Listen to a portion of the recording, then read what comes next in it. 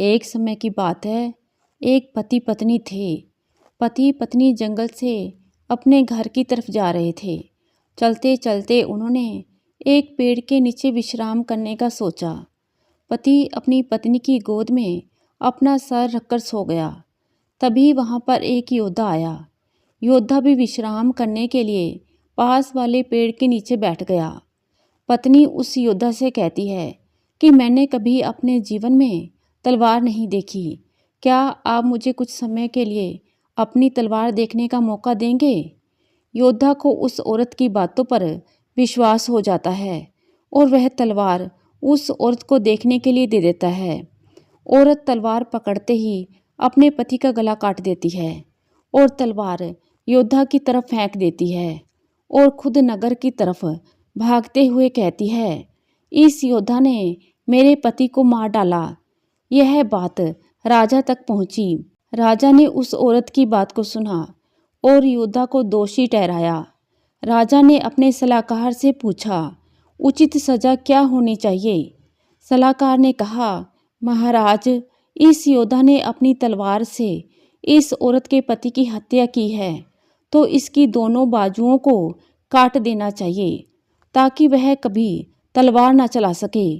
राजा ने ऐसा ही किया। योद्धा की दोनों बाजुओं को काटकर उसे छोड़ दिया गया।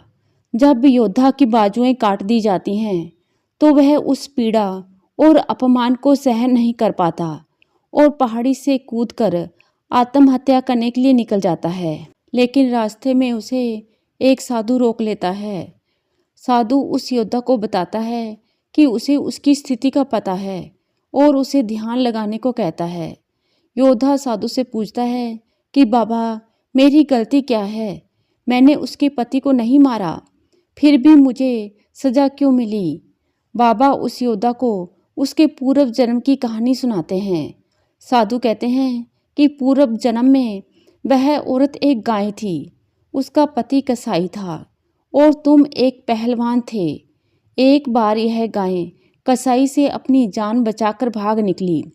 कसाई ने शोर मचाया, गाय को पकड़ो। वह भाग गई। कोई भी गाय को पकड़ने आगे नहीं आया। सब जानते थे कि यह गाय को पकड़कर उसे मार देगा, पर तुमने अपनी शक्ति का प्रदर्शन करने के लिए आगे आए और अपनी बाजुओं से उस गाय के सींग पकड़कर उसे रोक दिया और उसे कसाई के हवाले कर दिया। कसाई ने उसे मार दिया। वह गाय उसकी पत्नी के रूप में थी और जो कसाई था इस जन्म में उसका पति था।